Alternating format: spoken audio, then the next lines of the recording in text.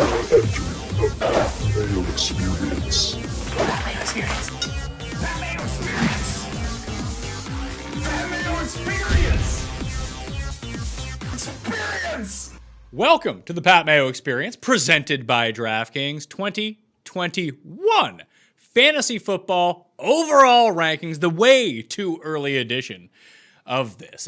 If you are out there watching, there's a couple giveaways that you can get into. You can get into the $100 giveaway one of two ways. You can subscribe to Mayo Media Network on YouTube. We're going to have full press football coverage 24/7, 365, not every day actually, but we're not taking an off season away from football. Then, as you know, during football season, every single day during football. So if you subscribe to Mayo Media Network now, you're in the draw to win a $100 giveaway, or you can get into it again or an alternate way by subscribing to the Pat Mayo Experience audio podcast on Apple Podcasts.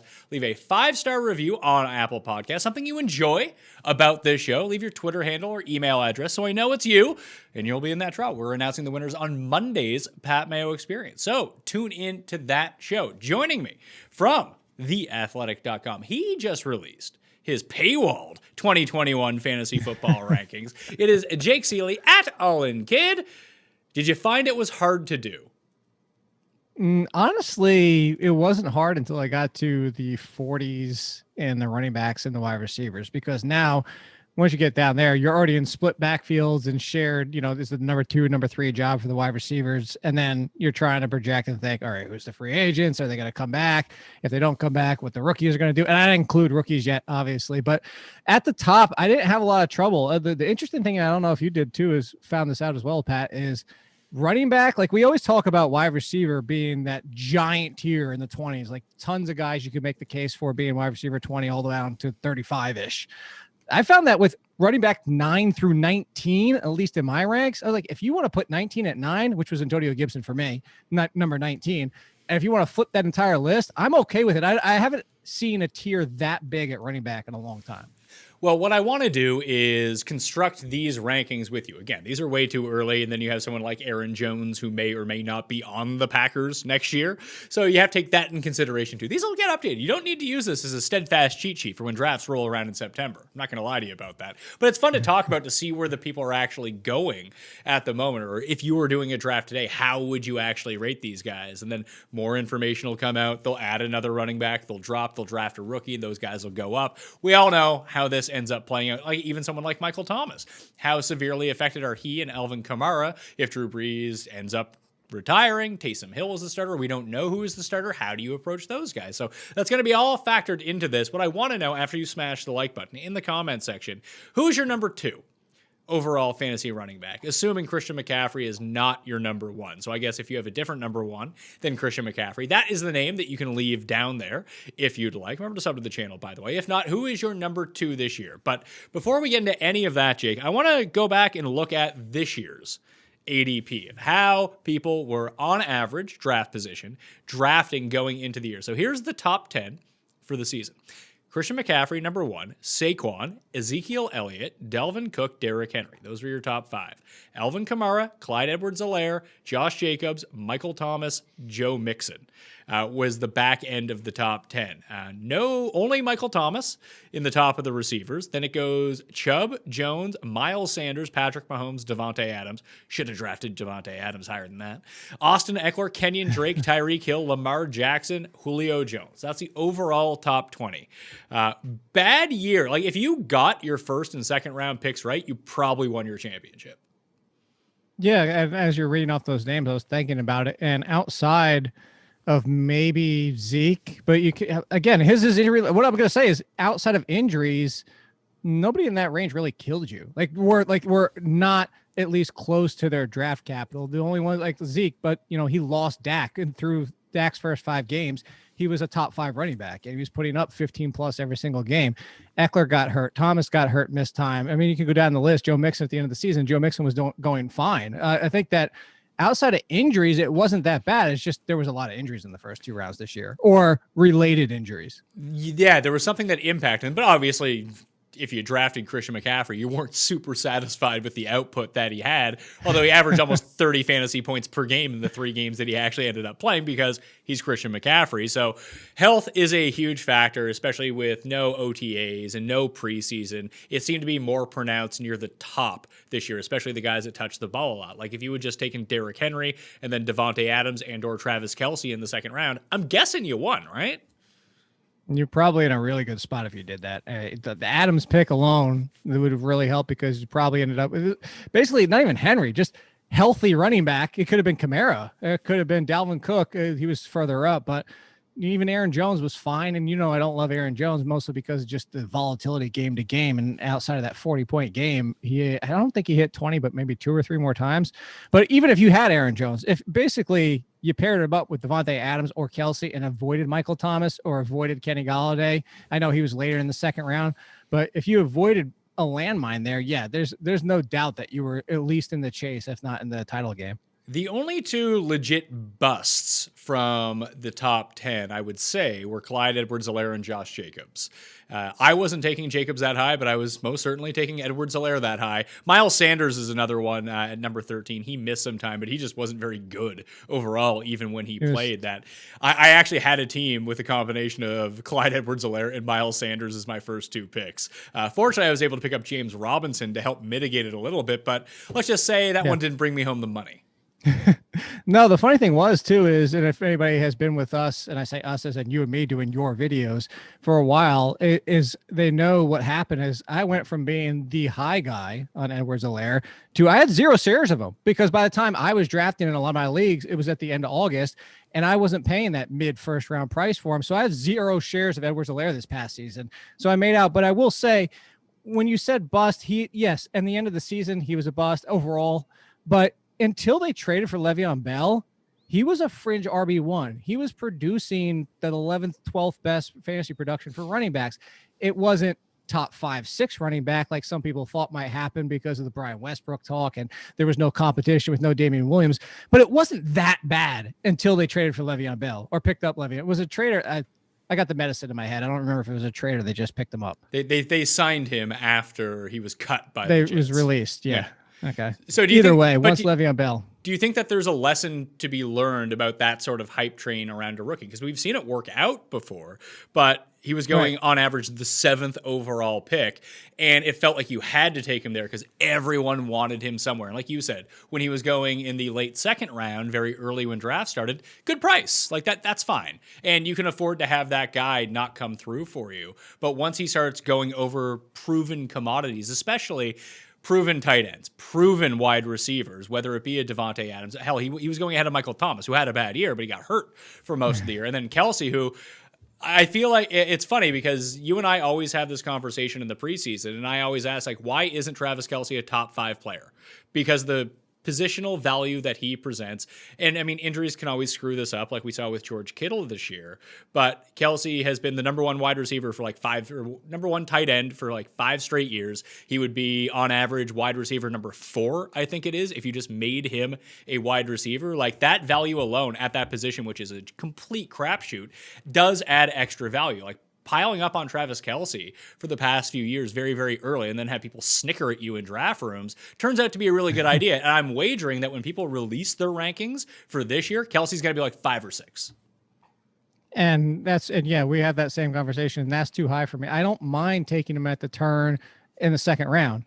My issue is if you get 2018 and 2020 Kelce, it's perfectly fine. It's the same as drafting Patrick Mahomes in like the 3rd.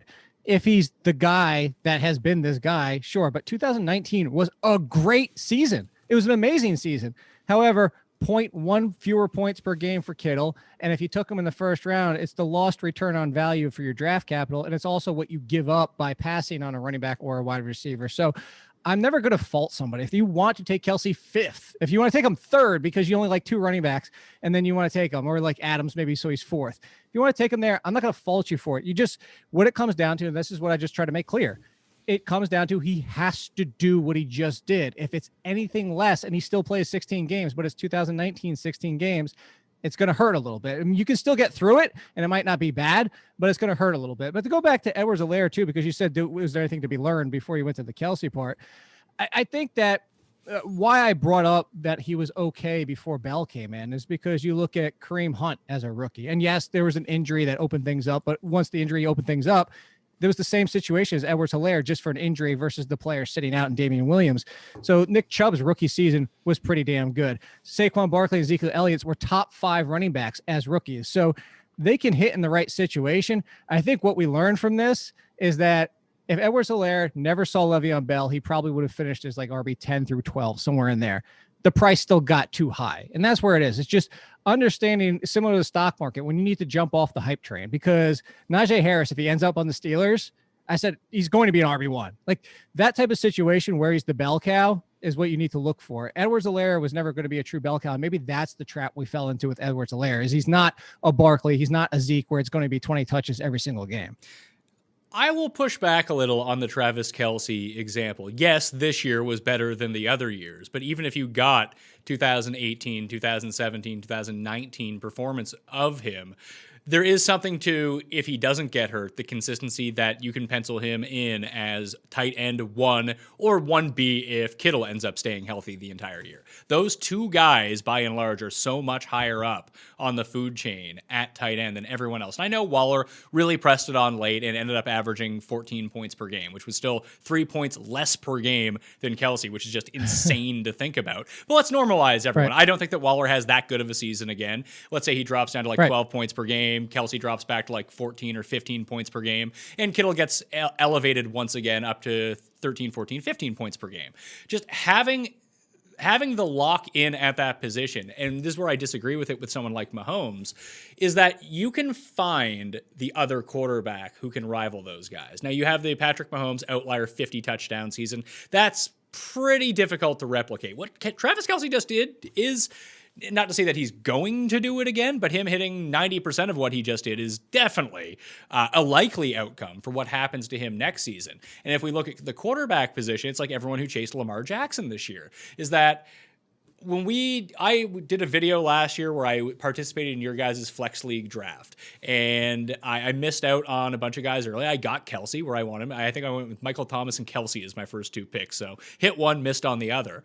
But I ended up taking Kyler Murray. I reached on Kyler Murray in the 5th or 6th round, thinking that there's not a particular reason why he can't outscore Lamar Jackson this year. If they unleash him to run a little bit, all of a sudden I have who you are taking in the 2nd and 3rd round in the 5th round. And even if you just waited 2 more rounds and taken Josh Allen, you mine the exact same production at quarterback. I just feel like at quarterback, well, there are clear better and worse players at the position. There's enough guys who can challenge being the number 1 quarterback for the season where there's just not at tight end. We know who the players are at tight end. And there's something of value to understanding who those guys are.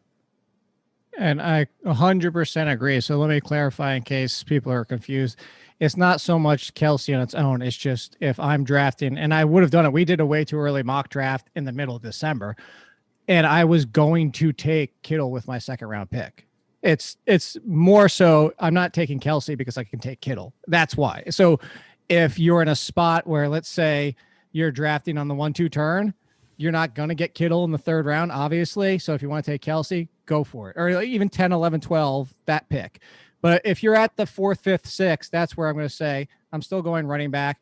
I'll get Kittle in the 2nd round versus taking Kelce there. That's really what it comes down to, is I'm come more over to your side. I'm still not taking Kelce because he's 1st round, because I can get Kittle in the 2nd. That's really what it comes down to for me now. Also, we can always employ the strategy. If you have, let's say you play in a 12-team league. I don't know if Kelce makes it to number 12, but let's say you have the 8th pick and you take Kelce and just follow it up with Kittle again. I'm not, after watching what broke down, and maybe this year was an outlier year, that yes, some of the running backs that you drafted at the very top of the board, whether it be a Kamara or Derrick Henry, they came through for you. But it was a really mixed bag from rounds 2 all the way down through 7, where you could have mined a lot of value later in drafts by waiting, picking guys up at the running back position, where I think unless you get one of like the quote unquote studs and they stay healthy, I don't know if I'm going to be super concerned if I don't get the second tier of running back. Now, there's obviously going to be gems in that mix, but I think there's going to be just as many busts as gems that I think just monopolizing the tight end position and going back to saying, hey, Travis Kelce, I mean, this year, what would he have been? Let's see. He averaged in half-point PPR. Travis Kelce averaged 17.4 points per game. That would make him wide receiver 3 on a points per game basis. So let's say he can be a top 5 receiver at the receiver position, but you translate that over to tight end where there's more value. And then you get George Kittle, who could challenge Kelce to be tight end 1, and you end up with those two guys. One is a tight end, one is a flex. It might seem really stupid to do because you have 2 tight ends and you have no other positions. But if you consider them as a tight end where the value is more, and then as a wide receiver where maybe you would rank Kittle, I don't know, wide receiver 8, something like that. I think that's within his range of outcomes on a pretty flat level too. He could go higher than that, he can go lower than that, but I think that's a pretty general assessment of where he could end up. You box out so much of your league from scoring points at the tight end position that you could end up with like a 7 to 8 points per game, points per matchup over the next closest person in your league from one position. And I think trying to get value that way is just a very sneaky way that you can go and draft. I'd rather go tight end than spend a 3rd round pick ever on a quarterback. Yeah, and that's the one where I'll still 100% push back against it because I understand what you're saying, but again, it comes down to not wanting to bottle up my tight ends or a second tight end to my flex because of what it does for you the rest of the year. Because now you have to start them. You have to. But I'm not drafting. I'm not drafting anyone in the 2nd round to not start them. No, I know, but what I'm saying is like you can make up if your 2nd round player gets hurt. You can find somebody like we were just talking about it, like all these opportunities here, but you give your option of it could be a second tight end that you're starting at flex at times. It could be a second wide receiver or 4th wide receiver or 3rd running. You give yourself outs for there. You're starting 2 tight ends every single week. And then if anything happens with Kittle, and not even just the injury, he got hurt this year and it destroys you because of what you're giving up. I understand it, but again, it comes back to what I'm going to go with the Kelce at 4th or 5th. You have to get 16 games from Kittle or you're destroying your team. So I understand how it works in theory. And I understand that if you get 16 games from both and you assume Kittle's maybe he's not 14 points per game, maybe he's 12 points per game. It's still a leg up. To your quarterback argument, that 12 points per game leg up isn't the leg up of what it would have been for Kelce. It's 12 to what you're going to find at tight ends. How many of them this year?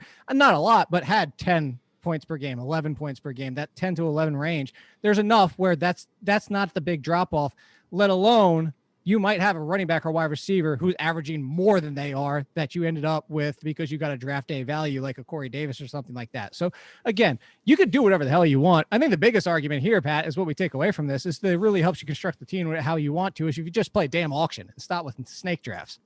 That's true, but predominantly people play snake drafts. So that's true. But I do want to bring on one more thing you said about running backs. I actually think we're going to head into 2021, which the deepest running back has been in years. And I say not deep as in, there's this talent like wide receiver, like, wide receiver so deep. But deep in, we've had a lot of clarity and backfields come to us. Is the Jonathan Taylor backfield's going to be his. J.K. Dobbins backfield's going to be his. Cam Akers, unless Sean McVay screws us over, it's now good. So now we have these 3 stepping up. We found James Robinson. We have hopefully a bounce back for Miles Sanders. And I'm just looking down my list. I mean, we're talking about Joe Mixon down in the low teens, at least in my rankings. And now you're not even talking about where does Najee Harris and Travis Etienne end up, who could potentially be the lead guys. I think we're going to have 15 to 20 next year where we felt more comfortable than we have in years of those type of running backs. How do you pronounce Travis's last name? I always thought it was Etienne, like, the French Steven. No, it's E-T, like E, letter T, letter N, like ETN. I mean, the guy's from Louisiana. I think it's French.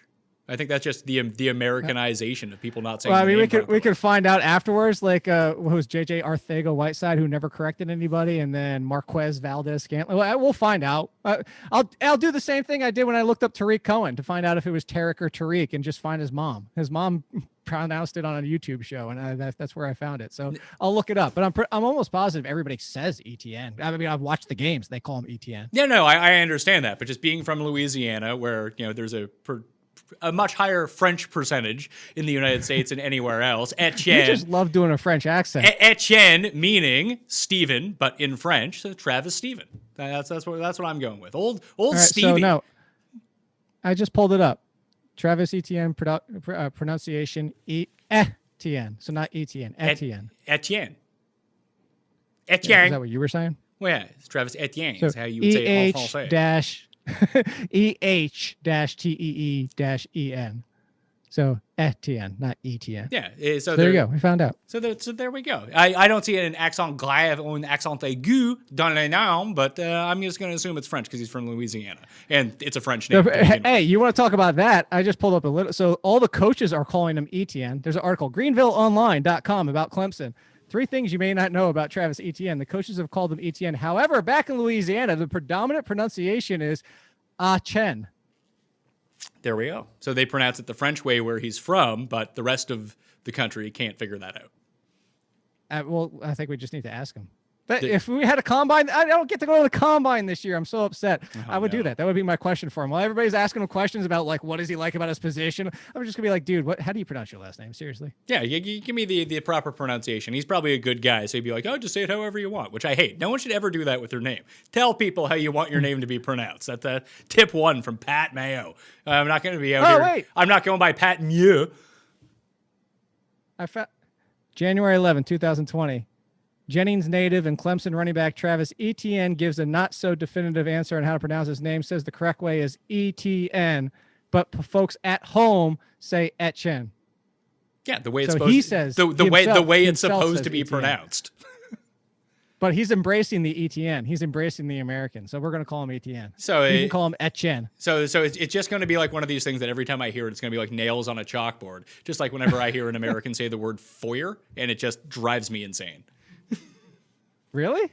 Yeah, it's foyer. Is there a foyer? It's foyer. That's what it fucking is. No, I'm not disagreeing with you. I've always said foyer, but I didn't know like it was that. Like I thought that was one of those words where you could pronounce it either way. No, it's not. It's just how people pronounce it because they don't know how to say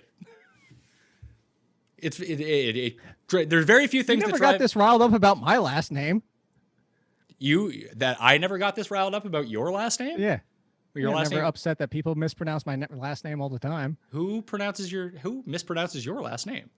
Everybody. What do they say? I get people adding Ciely, Ciely, adding a second S or not even a first S in there. So the people that can't read are the people that screw up your name. Well, I got Ciely. I got Ciely. I get Ciely a lot. Ciely at least makes sense based on the way that your name is spelled. That's not where my inclination would go. Anyway, we spent far too much time on pronunciation. We did. Let's get into the actual rankings for this season.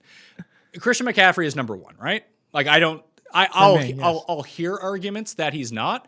And we'll talk about number 2 through 10 here after this. But if I'm going into my draft right now and he's given a clear bill of health, which he should be because he almost played in week 17, that give me Christian McCaffrey. Like, who is better than him? No one is the answer. And I'm 100% with you. 26.9, 22.8, and 32.1 in his 3 games. Scored 6 touchdowns, 2 in each. And I know people, you can't bank on those touchdowns. But yes, Christian McCaffrey is number 1. If you want to argue, I think there's only one argument, in my opinion. If you want to argue for Dalvin Cook, I understand it. But even so, Dalvin Cook, almost 5 fewer points per game. 5. I'm still taking Christian McCaffrey. Yeah, so that's pretty easy to go with.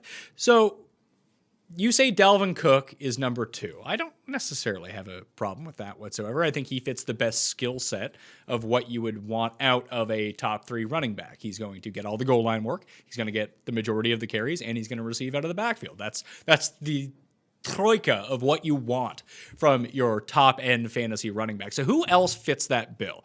Now, I'm going to throw Derrick Henry into this mix only because he gets enough volume anyway to mitigate anything that happens to him in the passing game. So he's in that mix too. So you have Cook, Elliott, Barkley, Henry, Kamara. Is Jonathan Taylor a part of that mix? No. And I wouldn't put Zeke in that mix. Zeke's in the next group for me. I think there's a big 5. And I think you could argue that there's a 2 and then the next 3 have a gap because the next 3 all have questions.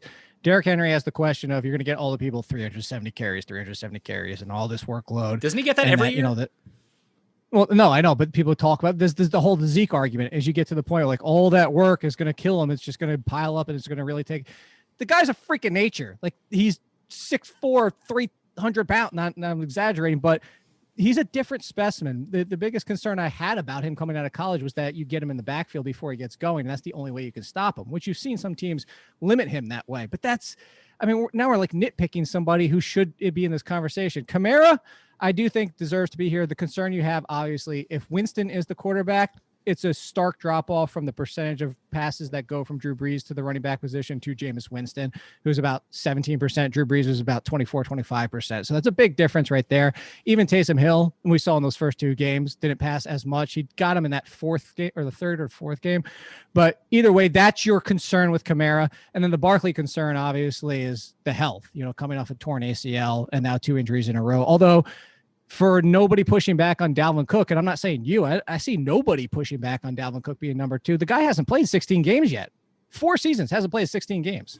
No, but if you get 14 out of him at this spot, you can fill in the other 2 weeks. He is production. No, I was making that for the Barkley argument. Sure. Elliott's a really interesting one, because let's say Dak comes back and Dak is fine. Like, why isn't Elliott a top 5 guy? Because I bring that up all the time, and I keep saying that's why I have Zeke at 6 in my personal rankings, is that he was top 5 before Dak got hurt. I think it's just another year. It's, the concern that he didn't look great at times, although there was talk about that he wasn't 100%. And that week he took off when he came back that very next week was one of his only 2 games he rushed for 100 yards. So I am in on Zeke. I just think Zeke doesn't deserve at this point to be with Henry and Kamara. I just think that for me, Zeke falls into James Robinson. You brought up Jonathan Taylor, Nick Chubb, the Dobbins and Swift, the situations. Although everybody's talking about Swift and all excited about what Dan Campbell was saying, but ignoring the fact that there's going to be no Matthew Stafford, probably no Kenny Golladay, maybe even no Marvin Jones. The team might be going 0-16 to be one of the worst offenses we've seen. I mean, that's a possibility. I get where, just as and when we talked about the guys at the very top, like one of the best ways that you can scout and really deliver upside to your teams in the 3rd, 4th, 5th, end of the 2nd round is, who do you project to be a top 5 running back next year? That was a lot of the buzz around Miles Sanders coming into this season was, hey, towards the end of the season, he got all of the carries. He was being used out of the backfield, and he got all the goal line touches. If that happens over 16 games, he's going to be a top 5 running back. Let's take him right now. Kenyon Drake fell into that as well, based on the usage that he was getting. We didn't know that Kyler was just going to basically become Josh Allen and steal every touchdown near the goal line. And Drake, by the end of the year, was actually a very good fantasy commodity. He had just submarined your team for the first 9 weeks of the season. That didn't really matter at that point. So when I look at it, right, I think that Swift does fit that mold of everything that you'd want, but I do agree with you. It's a circumstance where him getting there is going to be really tough. And that's my biggest issue. Like, and I'm only talking about, and I'm not talking, Swift is in my top 20. It's solidly inside my top 20. I don't want to give it all away for everybody, but if you go and look, my full rankings are there, and you can yell at me in the comments like the person yelled at me about DeAndre Swift, but the person who yelled at me was saying he should be inside the top 10. I'm like, you're going to put him in front of Nick Chubb potentially, or who else would he in front of Austin Eckler or some other names like that? Like, I understand it. And I'm a Swift guy. You know this. We did the draft profile. I said my tier 1 back before the NFL draft. Tier 1 had 3 names: DeAndre Swift, Jonathan Taylor, and J.K. Dobbins. And then tier 1B was Cam Akers and Clyde Edwards-Helaire. I love Swift, but it's a different version of the same argument. I love Aaron Jones, the player. I hate Aaron Jones, the Packer. I love DeAndre Swift, the player. I don't know that I'm going to love DeAndre Swift, the Lion, next year just because of what this team could look like. I think that Jonathan Taylor deserves to be in this discussion with the top running backs, with Zeke, with the top 5, with Barkley, with Kamara. I think there's just enough question marks around these guys. So with Zeke, I mean, is he actually bad? Is it going to work out with him? Like, there are question marks around with him. I'm less concerned about those than I think that a lot of people are. Barkley, just where is he at? I'm good with him again, but 2 straight years that he just absolutely Seward your team is probably going to bump him down the rankings. I mean, you could make him number 2 if you wanted to, once again, and that could be a fantastic pick if he stays healthy. Derrick Henry seems like he's the safest of these guys, which is kind of crazy to think, and how that's all shifted with Derrick Henry. Alvin Kamara, you mentioned it. Without Drew Brees, how many receptions is he going to end up with? Not that that's the end-all, be-all, but that's such a significant portion of his value that if it went from 86 catches down to 51 catches, I mean, that's a lot. And that also hurts his overall upside in terms of touchdown equity as well. I look at Jonathan Taylor and the way that he was utilized in the second half of the season. Basically, all the goal line work was him. He scored 7 touchdowns on the ground over the past 4 games. He was getting up around 20, 16, 18, 30, 22, 13, plus seeing on average like 3.5 targets per game. That if you can pencil a guy in with all that goal line work, he's doing all the things that we want him to do. The big question around him is who's going to play quarterback for the Colts, and will this usage towards the end of the year continue into next season? Right. But if it does, like, I think you could sell him as a top 5 guy if you wanted to. So you would have, if I'm listening to the names that you have correctly, you would say you would have Christian McCaffrey and then a group of 6? I would say right now, so I'm doing the rankings as we go. So I have McCaffrey at 1, I have Cook at 2. That's just 1 and 2. And then I have this next, and this is just running backs. We haven't talked about Kelsey or the receivers yet. But Zeke, Barkley, Henry, Kamara, and Jonathan Taylor I have as the next 5 running backs up on that list. I think that Taylor deserves to be in the conversation with these guys. But do you think that there are any other running backs to put into this mix? Like Mixon. Does Mixon deserve to be there? Not that you have to draft him there, because his ADP is going to be significantly lower. But why are we all off Joe Mixon? Because I would even put him behind Jonathan Taylor. I think it really comes down to the touchdowns with him, which has seemingly been an issue. And I know that we could get excited for what Joe Burrow could do, but at the same time, we don't know if Joe Burrow is going to be ready for week 1. And this is an offense, too, that is going to have to do a lot because the defense is still going to suck. It's not going to get that much better in just one offseason. And I think Joe Mixon would be, like, if we're going to push Taylor into the conversation, there's no way I'm bringing Mixon with him. The only name I would bring with him is the one. So our way too early mock draft, I was on the turn. Kelsey was already gone. It was at 12. And I put this guy in the first round just because I wanted to put respect on his damn name. Cam and then Akers. I took Taylor with the next pick. No. And then I took, by the way, this was middle December. I took Jonathan Taylor at the turn, which he essentially should have been in the first round.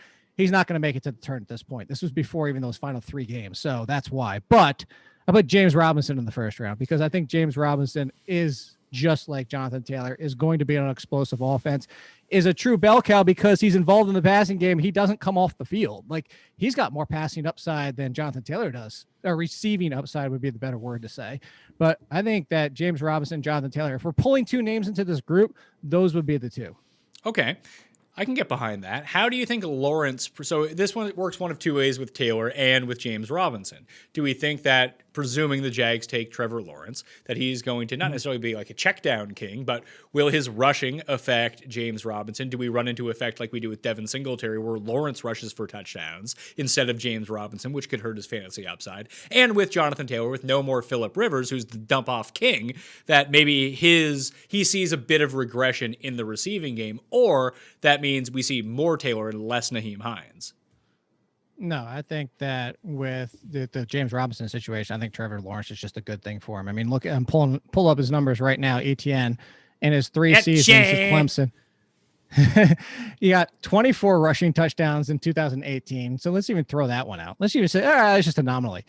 19 rushing touchdowns, 14 rushing touchdowns, and then you have 37 and 48 receptions for 4 and 2 receiving touchdowns.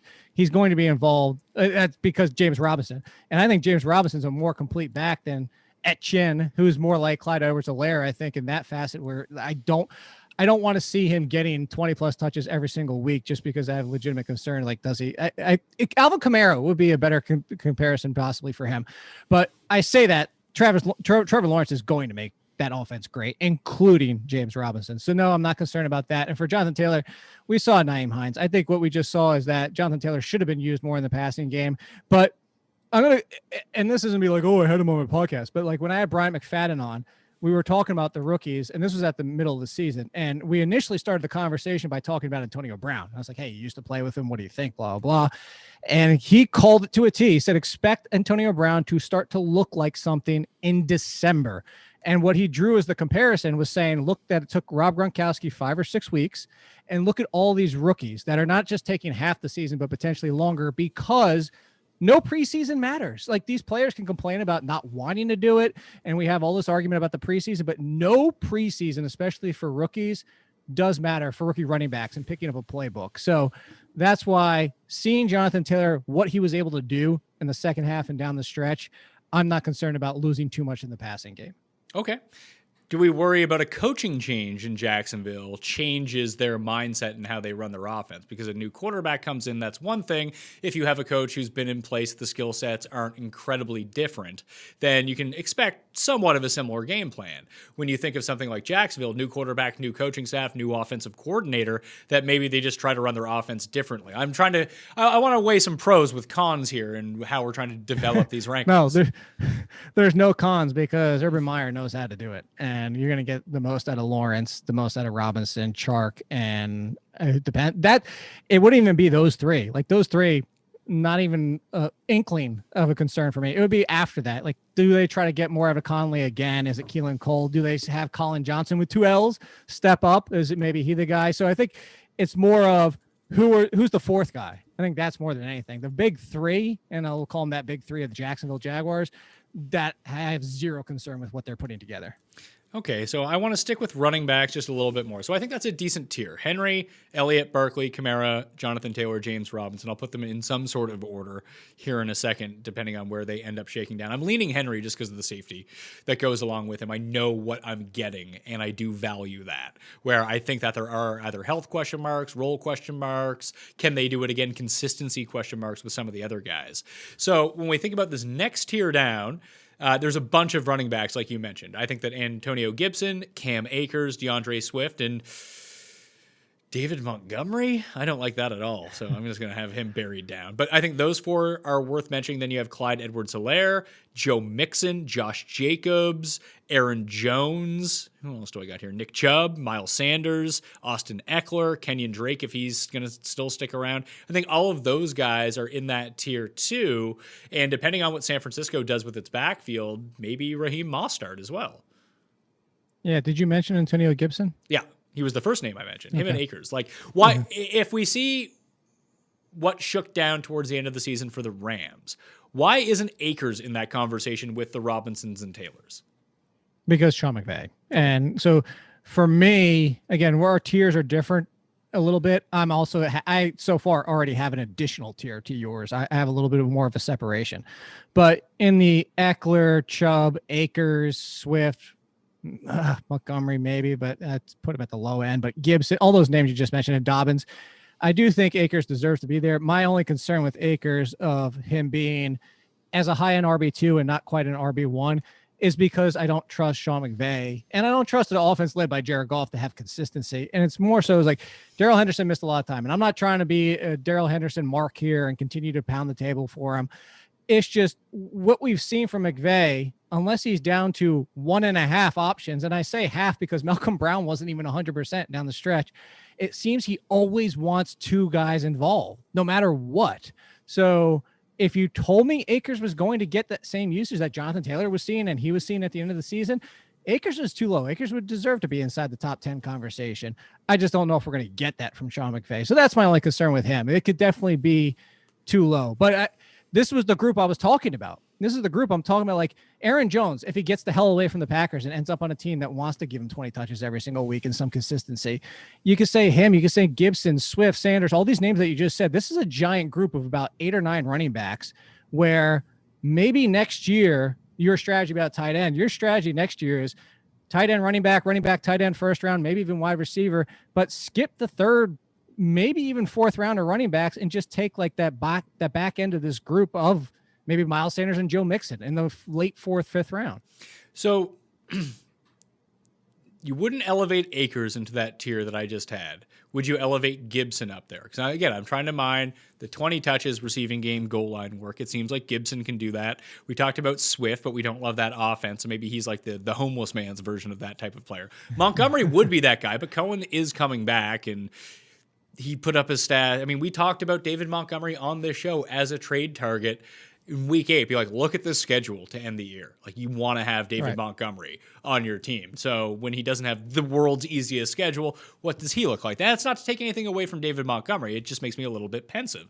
And then you get some of the guys from last year. Like, if Joe Mixon comes back healthy, can he be that guy? We saw an increased usage of Nick Chubb in the receiving game, like the final 3 weeks of the season. Is that something that can carry over? Is the Miles Sanders that we saw towards the end of the year, not knowing their quarterback situation or realistically what the new head coach is going to do with that offense? And what about Austin Eckler? Austin Eckler was great when he played without Anthony Lynn around. Is he someone who could actually be in that second tier of running back like we want him to be if they just unleash him and say, you know what? You're going to manufacture your 20 touches a game. It might be 13 carries and 7 catches. It could be some combination of those, but you're going to be on the field a lot, Sir Austin, and you're going to be touching the ball. If that's the case, he's going to be great.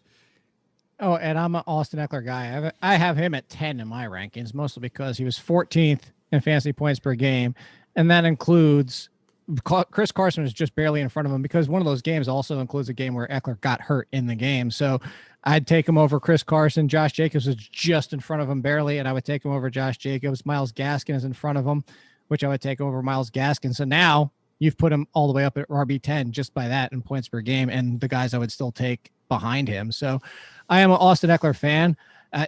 I think that really comes down to is what is your preference here? Because it's going to be the reason I said wait for the back end of this group is unless you have a strong inclination, unless you're sitting here and you're like, no, Cam Akers is going to be the guy and I'm buying it. Well, then fine. If you want to take him, then go right ahead. But if you don't have a strong feeling and we don't have 100% clarity because Miles Sanders' offense is changing, DeAndre Swift's offense is changing, as you mentioned with Dave Montgomery, Tariq Cohen's coming back. What is Joe Mixon? Antonio Gibson, who's his quarterback next year? Do they add Corey Davis and Free to get some receiving options there? Like, what does that team look like? There's a lot of questions in here where I think there's an argument to be made for a lot. The one that I thought was very interesting was the Nick Chubb one because, as you mentioned, he had started to get what we had been clamoring for some time, is that he can be used in the passing game.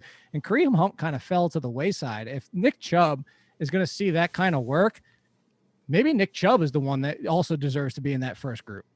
Jonathan Taylor or Nick Chubb? Taylor. James Robinson or Nick Chubb? James Robinson. I think that's a sticking point for me. I might go Chubb there, but I think that's a good enough case to put Chubb onto that tier with those guys that it makes me think enough that if it was my pick right now, those were my two best players on the board and I was taking a running back, who would I pick? I don't know. I'd have to really think about that. I have to do a more deep dive on research. So I think that keeps them close, at least in terms of tier, that's an actual decision. Like if it was Nick Chubb or Cam Akers, I would take Nick Chubb. If it was Eckler or Nick Chubb, I'd take Nick Chubb. If it was Gibson or Nick Chubb, I'd take Nick Chubb. So I feel like I can definitively say that over those three guys, that elevates him above them. Yeah, weeks 12 through the rest of the season, his low game was 13.6, and then everything after that, 15, 17, 17, and then multiple 20-point games. So that usage in the second half of this, or late in the season, was significantly, I mean, we're talking only 2 games. Yeah, 2 games without 2 receptions. So he's getting that work finally. So that leaves Henry, Elliott, Barkley, Kamara, Taylor, Robinson, Chubb in the tier 2 of running backs after McCaffrey and Cook. And that isolates Akers, Eckler, and Gibson as a part of this tier 3 at running back with names that we could potentially add from this next tier down. Swift, Edwards-Helaire, Jacobs, Mixon, Montgomery, Miles Sanders, Kenyon Drake. And I'm going to throw Myles Gaskin into this mix along with Mostert as well. Gaskin was really good fantasy-wise. I don't know whether or not he keeps the role, but looked pretty good. That's the concern. Yeah, and I think that's the concern too. So, funny enough, in my rankings, I have Gaskin, Dillon, Ronald Jones, and Mostert all in kind of a group of guys, and Drake too, in this group where they're not back to back to back, but they're in this group of like right now, they could all be too low depending on what their scenario is. You know, if Aaron Jones is gone, and the Packers don't add a significant option because I think Jamal Williams is gone too. AJ Dillon could rock it up inside the top 20, even potentially the top 15. Mostert, if he's the guy again, he's up there. I think everybody expects the Dolphins to draft the running back, and that's why, and even I do. And I like Myles Gaskin, but as of right now, where I have him in the 20s, if they push it off for one more year and say, look, let's get another wide receiver, let's get some more pieces, we're close to contending, that's the last thing we need to add as a running back, then Gaskin would sure be inside the top 20. Yeah, the Packers situation is it's I think too difficult to assess at this point because I can't envision a world where Aaron Jones is back now, especially how it ended. With the fumbles, yeah. The fumble then getting hurt, but you spent all this draft capital on AJ Dillon this year anyway. You're going to be pressed up against the cap as it is. The cap might go down. It's a lot of money to keep Aaron Jones. Like if you got him for nothing, that would be great, but you're not. Someone's going to overpay Aaron Jones in this situation. Like maybe, who the hell is the Texans running back? Oh yeah, David Johnson. Yeah. What do we do with him? Exactly what your feeling is as you're saying it. Yeah, but it's funny because I used him on DraftKings a bunch towards the end of the year. And he was actually pretty good before he got hurt. Yeah, but that was also because Duke Johnson was out for most of those games. This is true. So it was just him. It's funny, like looking at Josh Jacobs, like I can't, unless he's a discount in drafts, I can't envision having Josh Jacobs on my team. Like I'd rather just have Chris Carson, who I know is going to go like 2 rounds after him because they're basically the same guy. I'm still taking Jacobs. I would have Jacobs over Carson, but just looking back at their past 2 years, they've essentially been the same player. Jacobs has been a little bit healthier, but even looking back at last season, half-point PPR, Josh Jacobs 14.3 points per game. Chris Carson 14.1 points per game. They were almost exactly the same the year before too. They're just Carson can do a little bit in the receiving game, which does prop up his floor a little bit, but you can never really trust what's going on in Seattle. It does seem like after week 1 last year, you remember the people victory lapping? Oh my God, Josh Jacobs, 7 targets a game. He's going to score 3 touchdowns a game, 30 touches a game. Yeah, how did that work out? You don't get to play Carolina's defense every single week. And then all of a sudden he's non-existent in the passing game. And he's going to have his good weeks because he has that multiple touchdown upside because of all the goal line work. But he's not Derrick Henry in terms of consistency either. Like, he is the poor man's Derrick Henry based on the way that he's used in this receiving game. Yeah, and even so, from weeks 10 through 15, 4 receptions, 1, 3, 3, 3. So he was getting the receptions. The difference is, unlike most running backs who get those receptions, you're looking at an average of 8, 9, 10 yards per reception. A lot of these games, he's averaging 5, 6, 3. So I think that's part of the problem too, is that even when he's getting the work, it's not amazing. Like I'm looking at 5.7, 4.0, 3 for 12, 3 for 14, 3 for 25. That's decent, but 4 for 24. A lot of it is he just doesn't even do a hell of a lot when he is getting the receptions. So I understand your point and the fact that it's kind of my argument for like Travis Kelce, like completely different players. But if I can get Kittle at a round discount on Kelce, then yeah, if you can get the round potentially 2 discount for Josh Jacobs to a lot of people, I mean, not just Chris Carson. I mean, you could get a round or 2 discount probably on a few guys here. Like Joe Mixon would probably go around Chris Carson and not Josh Jacobs. I'd rather have Joe Mixon objectively over Josh Jacobs. And I think that's what you'll see for now. I think you might even see a discount from Antonio Gibson from Josh Jacobs, because Josh Jacobs, people are still treat as that RB1, and they should. These guys, he is a fringe RB1. Maybe he's going to end up a lot like Frank Gore because he continues to play all these games. He's going to pile up a lot of counting stats. But when you actually compare him on a per game basis to all of the other running backs, he's more like running back 14. But when you look at his overall numbers at the end of the season, he's going to be like running back 7 a lot of the time because he'll just end up playing 16 games. Yeah, I'm looking right now. He's RB12 in points per game. And what did you say he finished it in total? Oh, I know. I'm just throwing out hypothetical examples. Like he's going to be one of those guys because he puts up so many counting numbers. He scores touchdowns. But realistically, you were better off with Myles Gaskin on a per game basis last year than you were with Josh Jacobs. Sure. Yeah. Well, that's why I was saying that, because you're right. He was RB8 overall, but RB13 in points per game. So yeah. Yeah, and I mean, if it's a standard league, obviously there are very few outliers like this anymore, where between like standard, half point, and full point PPR, And the more you go across the spectrum, the more that impacts Josh Jacobs. So I probably a late second round pick. Maybe he just seems like a guy I'm not going to own. Doesn't sound like it. Yeah, he's one of the few. Nick Chubb, unless they start to use him like the second half of the season, would be one of those ones affected by it. Trying to think if there's anybody else that's Nick really Chubb, affected I by the would passing. say that Nick Chubb is close based on his skill profile and his big play potential. I'd say he trends closer to Derrick Henry than he does Josh Jacobs in terms of someone that's sort of format No, but even agnostic. Derrick Henry has a hit in PPR. He has a hit in But I was PPR, but he's just- still good in PPR.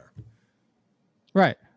Yeah, but that was my point, is that there's still a hit. Like it was more of what you're talking about, is that you've brought this up many times, even when you did full PPR and not half PPR, that there's very few players, even receivers in general, that from scoring position to scoring position format really have that big of a difference. Like Theo Riddick was the quintessential proof of how much of a boost you can get going from one to the other. Yeah, like James White would be a good example. Like, unless you're a complete outlier, I would say that someone like Eckler really does get a bump based on the way that he scores his points, and even Kamara Eckler does, yeah. Kamara and McCaffrey are just, well, I mean, McCaffrey's the best in all types of scoring, but he's even better in PPR.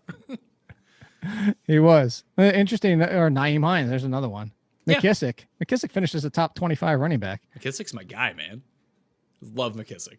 You just love those kind of guys. I do, because they're always undervalued. That's why. You can get them for free, always. And Wow. when you pencil them into your lineup as if you go with one of these drafts where you load up on receivers or tight ends and don't take running backs, like McKissick as your running back 2 this year in the second half of the season was fine. He was. I was about to, do you know off the top of your head how many targets he had? This year, I'm going to say, Yeah. I don't know, 75. 110. Holy shit, really? He had 3 more than Kamara, led the league. And Kamara was 30 more than Naeem Hines. They were number 1 and 2. He had 110 targets this year. Well, there's value there. Let's go to receivers very quickly. I don't want to belabor the point too much. We'll have plenty of time to talk about everything. I think hammering down running backs, at least for today, is pretty good, and try to get the tiers out of the way. Is there anyone on Devontae Adams' tier? Is Tyreek Hill on his tier? No, because Tyreek Hill doesn't have Adams' consistency. I mean, Tyreek Hill is pretty damn consistent. No, but he's got to look. The difference is if you go to it, like, so Devontae Adams, had 1? Let me pull him up. Devontae Adams, did he even have a single digit game? He did. Wow. He actually had 2. I forgot about that. Right before. So Tyreek Hill. So I'm looking at Adams. Adams 15. See, I think that's the difference. Maybe that's what I'm thinking of. Adams has 15 plus in almost every single game. Tyreek Hill has a couple single digits in the same thing. So, all right. Okay. Maybe not. Maybe Tyreek Hill and Adams deserve to be on the same group. Looking at it. Yeah, it's funny because the reason that I posed that question really included Tyreek Hill, because I was actually looking at his numbers last night. And we have this perception around Tyreek Hill is that he's a boom or bust type player, but that just isn't the case. He's a boom player. And I agree. And I would have never called him boom or bust. I just felt like he had more. You felt like I think the perception is that he's a bit Deshaun Jackson-y. That he's going to follow up. That he's going to follow up a 250-yard type game with a 70-yard game, and not be your 130-yard touchdown game.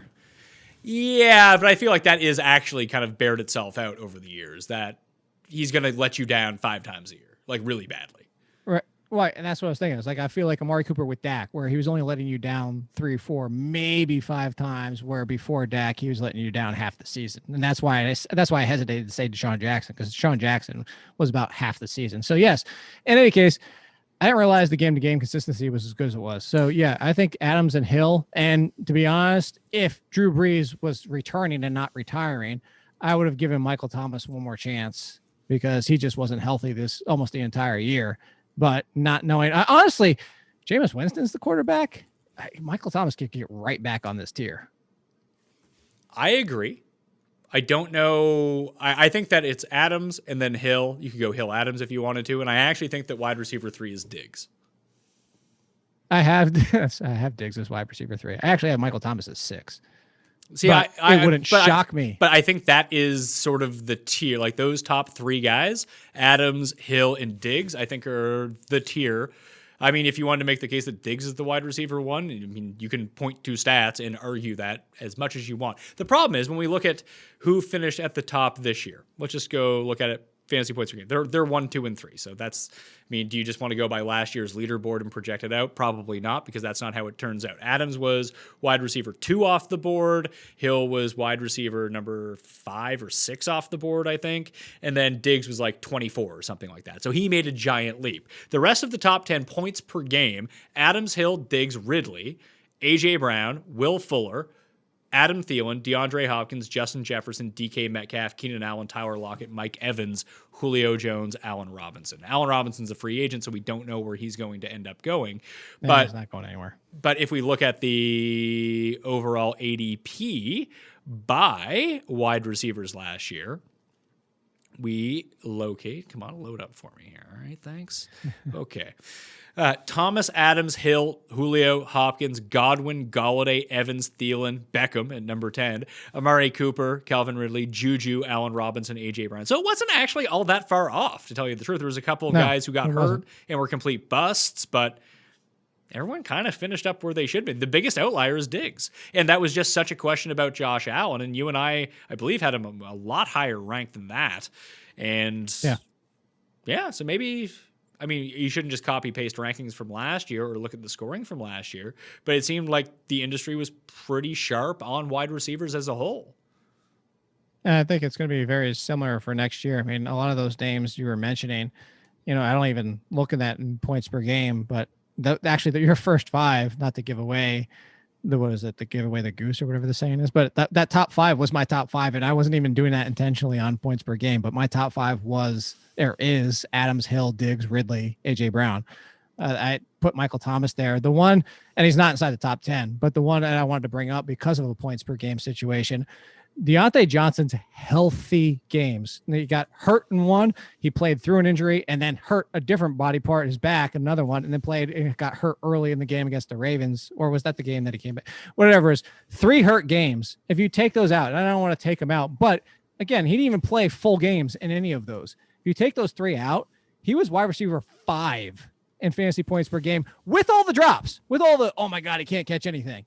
So I'm on Deontay Johnson for next year as somebody who could be the one that cracks the top 10, where everybody's always looking, who's the wide receiver that gets into the top 10 that we didn't really have there in the preseason? Similar to Stephon Diggs, also because do the Steelers even bring back Juju Smith-Schuster with his giant contract? Because the Steelers could easily say, let's just go Deontay Johnson and Chase Claypool. Look at what Chase already did as a rookie.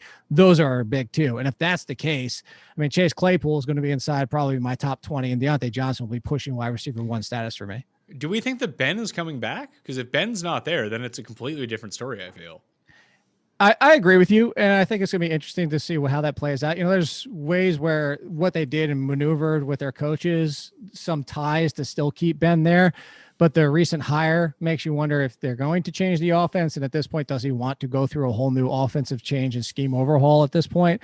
It's certainly a question worth having, but I would also look to the Steelers and say, I don't think even if he retires, they're going to go into next year and say, yeah, Mason Rudolph's our guy. I could see them being one of the teams that makes a trade for somebody like Stafford. Oh, that's a really interesting fit, actually. What about the Robbie Anderson, DJ Moore type players? I mean, McLaurin was still top 17 this year, and he couldn't have had a worse year at quarterback based on his skill set or the schedule that he ended up having, and he was still good. He was. And I have Terry McLaurin in a group. I think that group feels like the Terry McLaurin, the Galladays, even Julio Jones at this point, just because this version, I know Julio was better in points per game, but at this point where everybody used to complain about, oh, Julio Jones just always gets hurt. He always feels nicked up. Similar to Matthew Stafford. They always play a ton of games. They just always seem to be dealing with something. Now Julio Jones is starting to regularly miss time. So I don't think Julio Jones is quite in that group. So like the Thielen feels like he's in that same conversation with Terry McLaurin. That's kind of all these kind of guys. Even Mike Evans, not knowing what's going on with Chris Godwin. If Chris Godwin's back with the Buccaneers and Antonio Brown's back because Tom Brady's back and he's not going to let Antonio Brown leave, you know, you have all those 3 again. And so maybe Mike Evans should be the number 1. So a lot of these wide receivers in these teams are going to have a situation that we have to see play out.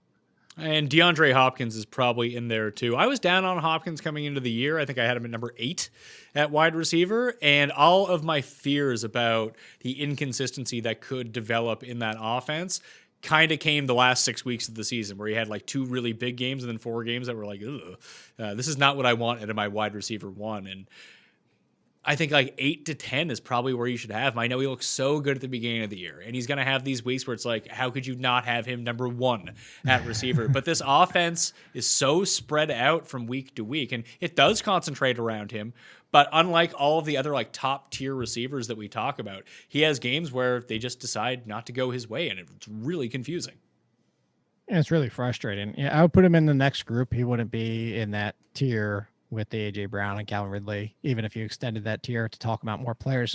Would you put, because I wouldn't, I would still take him over Metcalf, just because Metcalf went ghost almost the entire second half because they stopped letting Russell Wilson cook. And their talk about bringing in Gase, they're talking general about going into next season to Pete Carroll about, are we going to see the second half Seahawks again for the entire 2021 season?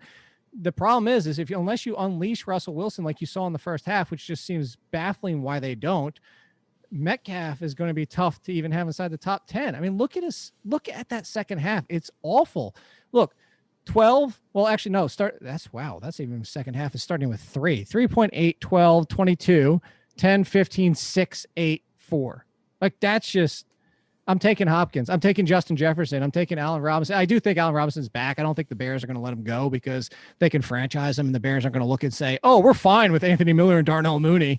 So I think that Metcalf deserves to be in like the Keenan Allens of the world, like that kind of group, more than up near the Hopkins tier. I think Hopkins just on that tier.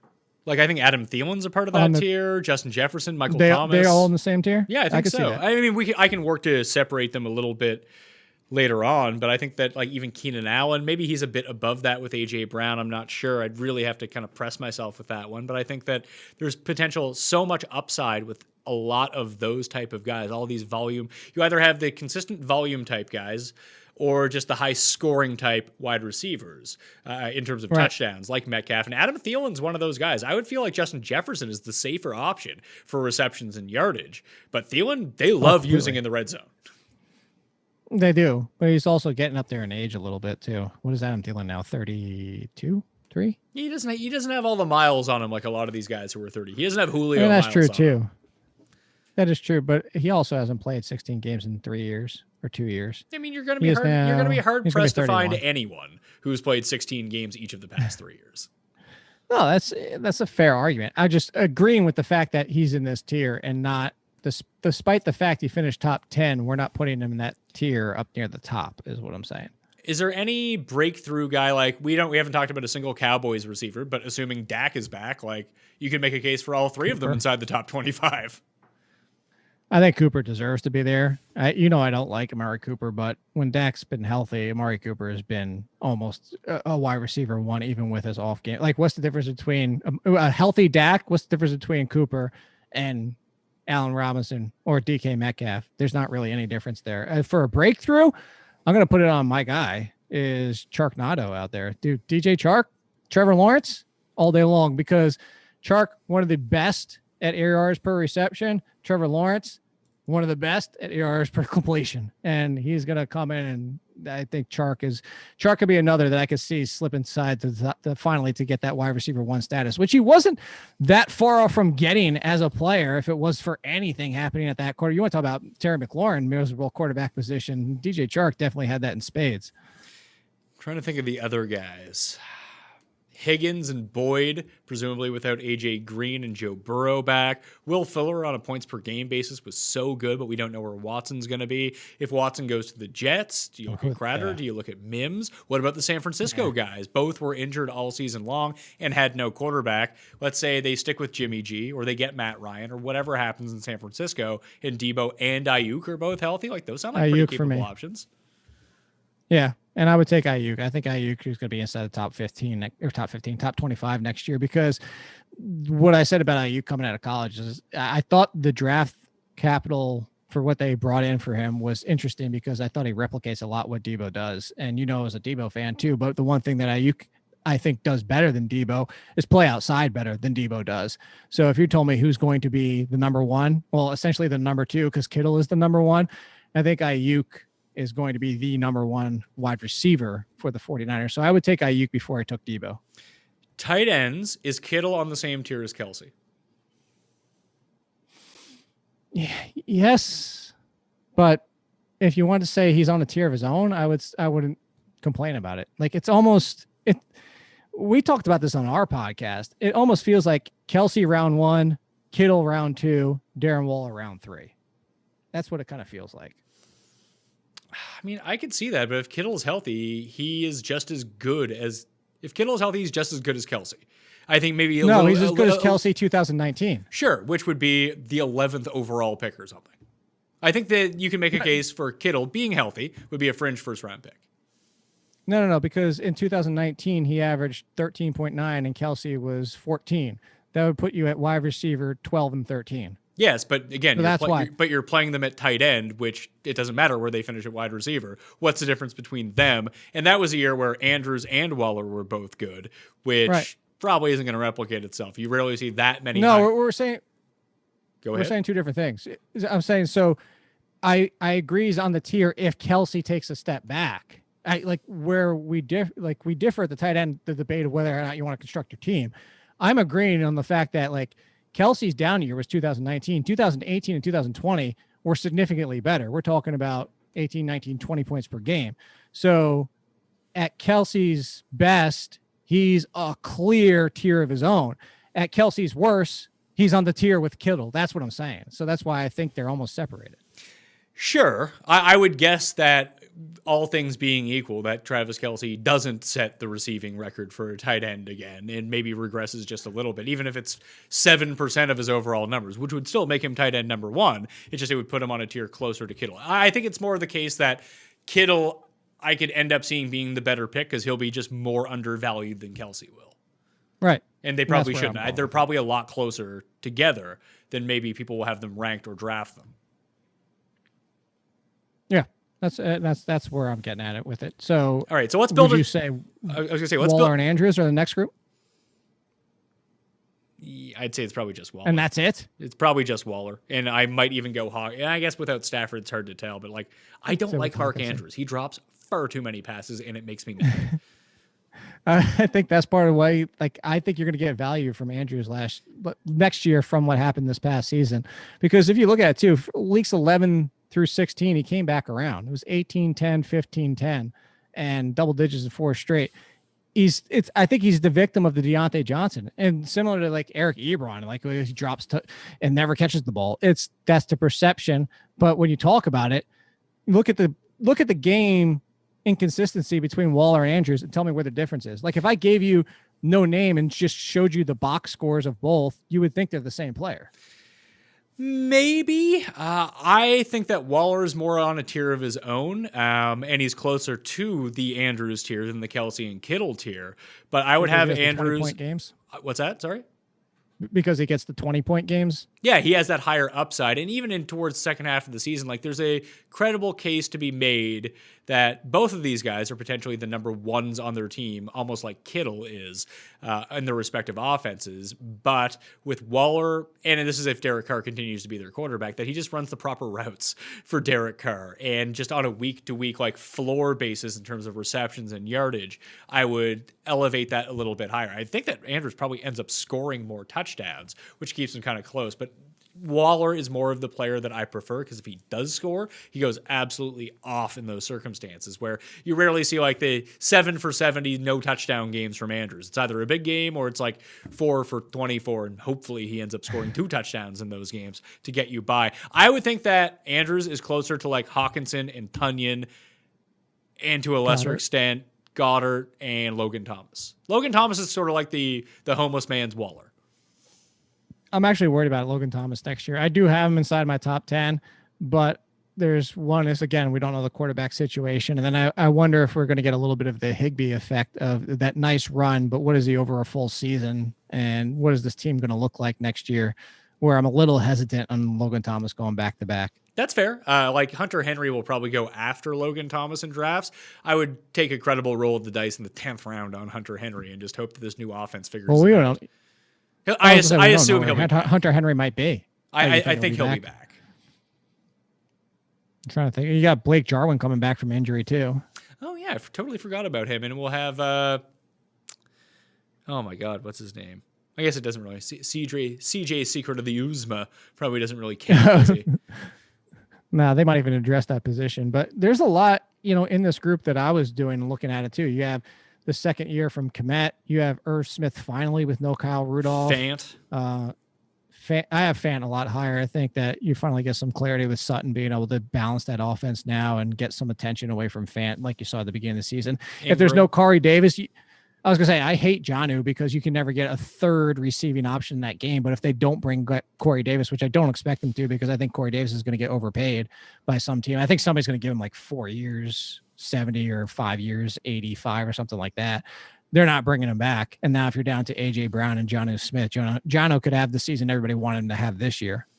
Maybe. I mean, Gesicki, I still think, is the most talented option in Miami. They just have far too many tight ends to figure it out. That week to week, you never know who it's going to be. They want to use all of them. All right, so let me try to create a top 10 here and top 12. So a first round in a fantasy draft. McCaffrey and then Cook. And here comes the conundrum. Do we go more running backs? Do we put in that receiving tier, or does Kelsey get included in that receiving tier too? Like, is it McCaffrey, Cook, Adams, Hill, Kelsey, Diggs, and then the running backs? For me, let me ask you, who would you rather have on your team, just objectively, next year? You get to start one of these guys in any game, regardless of matchup. Devontae Adams or Derrick Henry? I'm still going to take Henry. Okay. I think I'd rather have Adams. But see, this is where I agree that this is the conversation already starts at number 3. Like, if you want to go, hell, again, I'm not doing it just because now you're waiting so long into the second round, but you could say, which would you rather have, the leg up of Kelsey or any of these? And I think you will see some people take Kelsey as early as number 3. In my head, I'm kind of thinking 5 running backs, Adams, Kelsey. Like, if it was mine, I would probably go running back 1 through 5, Adams at 6, Kelsey at 7, maybe even come back with 2 more wide receivers right after that before I got back to the running backs. Actually, I think I would, and do Hill and Diggs and then come back and talk about Jonathan Taylor. But if you want to jump in at number 3, I'm not going to say you're crazy to do so. So the top 7 I have right now, McCaffrey, Cook, Adams, Kelsey, Hill, Henry, Stephen Diggs. That's going to be my top 7 for January 2021. And then I have to figure out what running backs to go after, because I want to include Kittle somewhere around here as well, but not above these running backs. That would leave like Elliott, Barkley, Kamara, Taylor, Robinson, and Chubb as this tier of running back to kind of get into. Do you have is it Kamara for you as being the guy amongst that bunch, or would you go back to Barkley? I'm going back to Barkley. I still look at the fact that Barkley, and I know now it's a long time removed because of the injuries, but the year before, to go back that much, is Barkley was averaging more than Kamara was Christian McCaffrey was on a points per game. He just missed some time. He still has, and why I say that, I'm not taking Barkley as in the same tier as Cook and McCaffrey because of the injuries. But if you told me the running backs of Henry, Kamara, Zeke, Taylor, who's the one that could challenge for number 1? If Barkley is 100%, which is a huge thing to ask for, I understand, but who has that talent? It's Saquon Barkley. Even the first game last year, did nothing in the running game against the Steelers, was miserable. 6 for 60 receiving, 6 for 60. Daniel Jones played like crap in that game. The entire offense played like crap, but who has that ability? It's Barkley. So I'm going Barkley, and I know people don't like it. I've already got a lot of people yell at me for having him number 3 as my running back, and not just number 3 at running backs, not number 3 overall, but number 3 at my running backs. But I'm going Barkley. If you want to go Kamara, Henry, go right ahead. I'm not going to argue with you, but I'm going Barkley. Okay, so I think I've got to figure it out. And then the next receiving tier will probably drop in after these running backs. Or maybe I'll even get tricky and insert some of them in here one by one. But I feel like that's a very clustered group, this second tier of wide receivers that kind of pick your poison. Whoever you like the best will be available to you in the second and third rounds, more than likely. So, Christian McCaffrey, Dalvin Cook, Devontae Adams, Travis Kelce, Tyreek Hill, 1 through 5. This is, again, half-point PPR. Derrick Henry, Stefan Diggs, Saquon Barkley, Alvin Kamara, Ezekiel Elliott, Jonathan Taylor, George Kittle, Nick Chubb, James Robinson. That's what I'm going with right now. And I don't have a problem with that at all. Thank I you. think the only wide receivers, I think you could throw Ridley and AJ Brown into that conversation. And I think Michael Thomas and Justin Jefferson. That's the whole reason that I wouldn't throw them in, because I think that Brown, Thomas, Jefferson, even Allen Robinson, DeAndre Hopkins, Metcalf, Allen, Ridley, they're all pick your poison type guys. And I think that after, maybe above, does James Robinson really deserve to be a part of this tier? I feel worse about him than I do about Chubb. I feel James Robinson's probably closer to Cam Akers and Austin Eckler now that I think about it. Yeah, well, you know how I feel. I mean, yeah, no, I know, but Robinson I'm reading it out loud, thinking about how I would draft this, and that would mean I'd probably put Kittle after Chubb, and that would be the line of demarcation between the running backs. The one thing we didn't talk about either is you're going to have the narrative this offseason about Matt Ryan. If Matt Ryan's back with the Falcons, you're going to have the narrative about Matt Ryan doesn't do as well in this first season under a new coordinator that he does the second year. So you're going to have that with the pushback of the offense if Ryan's there with Ridley and Julio Jones too. Yeah, I'm not too concerned about that. No, I'm just throwing it out there for ones that might not want to take Ridley there. Fair. All right. That's how I'm feeling good about this. I'm sure this is going to change 500 times between now and next September, but there's a first round for you. There's the top 12. For one round, we got it done. Yeah, we only had to talk for an hour and 15 minutes to get this all worked out. Although Did like we go that long? half that was spent on like Travis Etienne and trying to pronounce his name properly, and me I telling can't the believe we people went out that there long. about foyer versus foyer, which is right and which is stupid. And we're good to go. So again, there's a draw for $100. 2 ways to get into it. Subscribe to the Mayo Media Network on YouTube. That's all you need to do. You subscribe and smash the like button while you're here too. That can always help the show out. Spread it around. That gets you in a draw for $100 US. Also, if you subscribe to the Pat Mayo Experience audio podcast on Apple Podcasts, leave a 5-star review, something you enjoy about this show, Twitter handle or Instagram handle or email, just so I can identify who you are if you are the winner and reach out to you.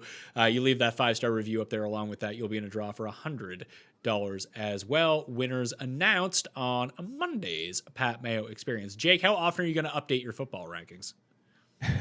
These are here until free agency. I will have Dynasty. I will have NFL draft rankings. And then, so these are here until we get through free agency. Then I'll update. And then I update them after the NFL draft. So these are here for a while. You can yell at me for weeks on end. Oh, excellent. So hit up the comment section on theathletic.com and make Jake feel bad about himself, about his rankings.